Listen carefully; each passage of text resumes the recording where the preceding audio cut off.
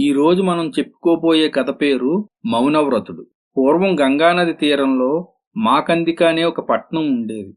అందులో ఒక బౌద్ధ సన్యాసి భిక్షాటనమే ఆధారంగా జీవనం సాగిస్తూ ఉండేవాడు. అతడు ఎన్నడూ ఎవరితోనూ మాట్లాడేవాడు కాదు. అందుకని ప్రజలందరూ మౌనవ్రతుడని పిలిచేవారు. మౌనవ్రతునికి ఎందరో శిష్యులున్నారు. వీరంతా గురువుగారితో పాటు నగరంలోని ఒక ఆలయ మఠంలో నివాసం ఏర్పరచుకున్నారు. ఒకనాడు మౌనవ్రతుడు ఒక ప్రముఖ వర్తకుని ఇంటికి పోయి భిక్ష పెట్టమని కోరాడు. ఆ వర్తకుని కుమార్తె నవయవ్వనవతి, మహాసౌందర్యవతి. అవివివాహత అయిన కన్య భిక్ష తెచ్చి మౌనవ్రతునికి ఇచ్చినది. ఆమెను చూస్తూనే మౌనవ్రతుడు వ్యామోహంలో పడిపోయాడు. ఎంత స్వాధీనం చేసుకుందామన్నా మనసును నిగ్రహించుకోలేకపోయాడు. ఆమెను కామించిన వెంటనే మౌనవ్రతుడు ఇక ఆమెను ఎలా స్వాధీనం చేసుకోవాలా అని ఆలోచించటం మొదలుపెట్టాడు. అలా కాసేపు ఆలోచించి ఒక్కసారి పెద్దగా అయ్యో, ఎంత పెద్ద కష్టం వచ్చి పడింది అని వెళ్ళిపోయాడు. ఈ మాటలు వర్తకుడు, అతని భార్య, ఇతరులు విన్నారు. వర్తకుడు ఆశ్చర్యపోయాడు. మౌనవ్రతుడు మాట్లాడటం ఇంతవరకు ఎవరూ చూసి ఎరగరు. అలాంటిది ఇవాళ నా ఇంట్లో నోరు విప్పి మాట్లాడాడు. అందులోనూ అయ్యో, ఎంత పెద్ద కష్టం వచ్చిందని అన్నాడు. కాబట్టి ఇలా ఎందుకు జరిగిందో నేను కనుక్కుంటాను అని చెప్పి వర్తకుడు ఆనాడే ఆలయ మఠానికి వెళ్లి మౌనవ్రతుడిని కలుసుకున్నాడు.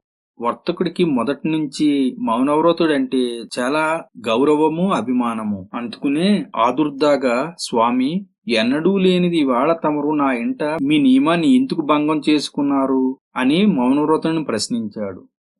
మౌనవ్రతుడు కొంచెం సేపు ఆలోచన నటించి ఆ తర్వాత ఇలా అన్నాడు. వైశ్యోత్తమ, నువ్వు చాలా మంచివాడివి. పైగా నా మీద నీకు గల శ్రద్ధాభక్తులు కూడా నేను ఎరిగినవే. అందుకనే నీకెట్టి ఆపద రావటం నేను సహించలేను. ఇవాళ నీ ఇంటికి నేను భిక్షకు వచ్చినప్పుడు ఒక ఆమె నాకు భిక్ష పెట్టింది. ఆమె నీ కూతురని తెలిసింది. శాస్త్ర ప్రకారం ఆమెలో చాలా అవలక్షణాలున్నాయి. అంతేకాదు, ఆమెకు వివాహమైన మరుక్షణమే ఆమెను కన్నవారిద్దరూ మరణిస్తారు. నీకు మేలు చేయాలన్న కోరికతో నా మౌనవ్రతం కూడా భంగం చేసి మాట్లాడాను. ఇదీ సంగతి అని చెప్పాడు మౌనవ్రతుడు. ఇది విని వర్తకుడు ఒక్కసారిగా శోకసముద్రంలో మునిగిపోయాడు. స్వామి, మీరు దేవుళ్లాంటివారు కాబట్టే నా మీద ప్రేమతో మీ వ్రతానికి భంగం వాటిల్లుతున్నదని చూడకుండా మాట్లాడారు. ఇప్పుడు నాకీ కష్టం రాకుండా మీరే కాపాడాలి అని మౌనవ్రతుడు పాదాలపై పడ్డాడు వర్తకుడు. మౌనవ్రతుడు ఎంత సర్ది చెప్పి లెమ్మన్నా లేవలేదు. అప్పుడు మౌనవ్రతుడు, భక్తుడా, విచారపడకు, నేను చెప్పింది సావధానంగా విను. నేటి రాత్రి నీ కుమార్తెను ఒక కొయ్యిపెట్టెలో పెట్టు. ఆ పెట్టె మీద ఒక అఖండ ద్వీపాన్ని వెలిగించు. ఆ పెట్టెను మన నగరాన్ని ఆనుకుని ప్రవహించే గంగానదిలో వదిలివెయ్యి. దీనివల్ల ఆమె నీ ఇల్లు వదిలిపోతుంది. నీకిక ఏ అశుభాలు కలగు అని చెప్పాడు. అసలే పిరికి గుండె కలవాడైన వర్తకుడు మౌనవ్రతుడు చెప్పిన శ్రద్ధగా విని అతని మాటల మీద నమ్మకంతోనూ, అతని మీద తనకున్న గౌరవ అభిమానాలతోనూ ఆనాటి రాత్రి ఒక పెద్ద మందసాన్ని తెప్పించి దానిలో తన కుమార్తెను కూర్చొండబెట్టి తలుపు మూసి పైన దీపాన్ని వెలిగించి సేవకుల చేత గంగానదిలో పడాయించాడు. చీకటి పడగానే మౌనవ్రతుడు తన శిష్యుల్ని పిలిచి, శిష్యులారా, మీకు నేను ఒక ముఖ్యమైన కార్యం చెబుతున్నాను వినండి. మీరిక్కడి నుండి గంగా తీరానికి వెళ్ళండి. అక్కడ ఒక పెట్టె అలలపై తేలుతూ ఉంటుంది. దానిపైన ఒక దీపం ఉంటుంది. దీపాన్ని గుర్తుగా చూచుకుని ఆ పెట్టెను ఒడ్డుకు తీసుకురండి. పెట్టిలో నుండి రకరకాల ధ్వనులు మీకు వినిపిస్తాయి. అయినా సరే పెట్టె మూత తీయకూడదు. ధైర్యం వహించి ఆ పెట్టెను తెచ్చి నాకు మాత్రమే ఇవ్వాలి. ఇది గురువాజ్ఞ అని చెప్పాడు. శిష్యులు అలాగేనని తల ఊపి పెట్టె కోసం నగరం మధ్యలో గల ఆలయ మఠం నుండి నడుచుకుంటూ గంగా తీరానికి బయలుదేరారు. ఈలోగా అక్కడ పెట్టె అలల మీద తేలుతూ నీటిపై ఏటవాలుగా ప్రయాణం చేయసాగింది. ఇంతలో ఒక రాజకుమారుడు పగలంతా వేటాడి భటులతో సహా తిరిగి సాయంత్రం అంతఃపురానికి గంగా తీరం నుండి పోతూ దీపంగా ఆ పెట్టెని చూచాడు. చూడటానికి చాలా అందంగా ఉండటమే కాకుండా దీపం వెలుగుతూ ప్రత్యేకంగా ఉన్న ఆ పెట్టెని చూచి ఆశ్చర్యపోతూ వెంటనే గుర్రాన్ని ఆపి సేవకులను పిలిచి దూరంగా వెలుగుతున్న ఆ దీపం గుర్తుగా వెళ్లి అదేదో ఒడ్డుకు తీసుకురా అని ఆజ్ఞాపించాడు. సేవకులు తక్షణమే నదిలో దూకి పెట్టెను ఒడ్డుకు తీసుకువచ్చారు. రాజకుమారుడు స్వయంగా పెట్టె మూతను తీశాడు. మూత తీసిన కొద్దిసేపటి తరువాత అందులో నుంచి నిద్రమత్తులో ఉన్న వర్తకుడు కుమార్తె బయటికి వచ్చి బేలగా చూడసాగింది. కొద్దిసేపటిలో తానెక్కడున్నది తెలుసుకుని దుఃఖించసాగింది. ఆమెను రాజకుమారుడు సముదాయించి విచారకారణం ఏమిటని ప్రశ్నించాడు. వైశ్యపుత్రిక జరిగిందంతా వివరంగా చెప్పింది.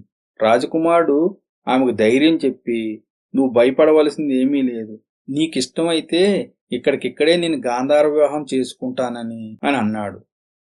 తరువాత తానెవరో ఏమిటో ఏ దేశపు రాజకుమారుడు అన్ని వివరంగా చెబితే వర్తకుని కుమార్తె కూడా అభ్యంతరం చెప్పక వివాహానికి ఒప్పుకుంది.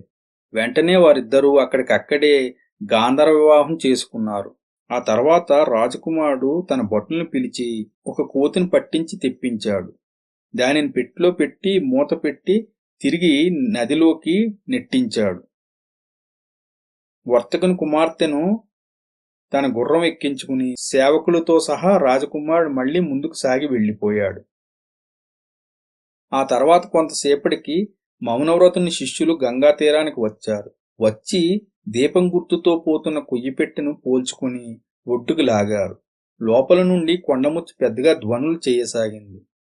ఓహో, ధ్వనులు వచ్చినా పట్టుదల వదలకూడదని, రకరకాల వింత ధ్వనులు వస్తాయని, ఎలాంటి ధ్వనులు వచ్చినా మీరు ఆ మూత తెరవకూడదని తమ గురువుగారు ముందే చెప్పారని శిష్యులంతా అనుకుని ఆ పెట్టెను మఠానికి తీసుకుని వచ్చారు.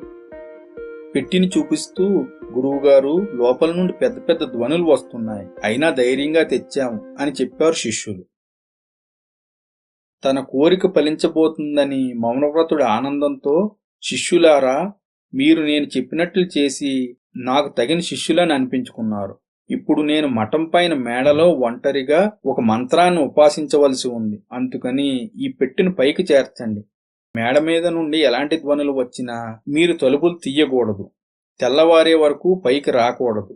ఇది నా ఆజ్ఞ అని చెప్పాడు. శిష్యులు ఆ పెట్టెను మేడపైకి చేర్చి క్రిందకి వచ్చే మార్గం తలుపులు మూసివేసి వచ్చారు. మౌనవ్రతుడు మెల్లగా పెట్టె దగ్గరకు చేరుకుని మూత తీయటానికి ముందు, ప్రాణేశ్వరి, నిన్ను చూడగానే ప్రేమించాను. నువ్వు లేనిదే నేనిక ఒక క్షణం కూడా బ్రతకలేను. దయ చూడవే సుందరి, నన్ను కరుణించు అని కామవికారాలు ప్రకటిస్తూ పెట్టి మూతను తీశాడు. తనను పట్టి ఇంతసేపు పెట్టిలో బంధించినందుకు ఎంతో ఆక్రోశంతోనున్న లోపలి కోతి మూత తీయగానే ఒక్కసారిగా బయటికి దూకి ఎదురుగా ఉన్న మౌనవ్రతుడి మీద అమాంతం పడింది. అలా దూకి గోళ్లతో మౌనవ్రతుడి శరీరమంతా రక్తం కారేటట్లు గీరింది. పళ్లతో అతని ముక్కు కొరికివేసింది. 2 చెవులు పీకి పెట్టింది. మౌనవ్రతుడు కుయ్యో మొర్రో అని పెద్దగా అరవసాగాడు. ఆ అరుపులు క్రిందికి కూడా వినబడ్డాయి. అయినా శిష్యులు, అరే, గురువుగారు ధ్వనులు వచ్చినా తలుపు తీయవద్దని చెప్పారు కదా, అలాగే జరుగుతున్నదని అనుకుని నిద్రపోయారు. తెల్లవారింది. వెలుతురులో తనకు కనపడ్డ ఒక కిటికీ నుంచి కోతి దూకి పారిపోయింది. రాత్రంతా కోతి తనని గాయపరచటం చేత రక్తం కారుతున్న మౌనవ్రతుడు ఉదయం మేడ దిగి కిందకి రాసాగాడు. ఆయన వికృత రూపం చూచి శిష్యులంతా ఆశ్చర్యపోయారు. క్రమంగా అందరికీ జరిగిందేదో తెలిసిపోయింది. మౌనవ్రతుని కామానికి తగిన ప్రియురాలే దొరికిందిలెమ్మని అంతా నవ్వుకున్నారు. కొన్నాళ్లకు వర్తకునికి కూడా జరిగిందంతా తెలిసిపోయింది. తాను తెలియక అన్యాయం చేసిన దేవుని దయవల్ల తన కుమార్తెకు తగిన భర్త దొరికినందుకు ఆయన హృదయం ఆనందంతో నిండిపోయింది.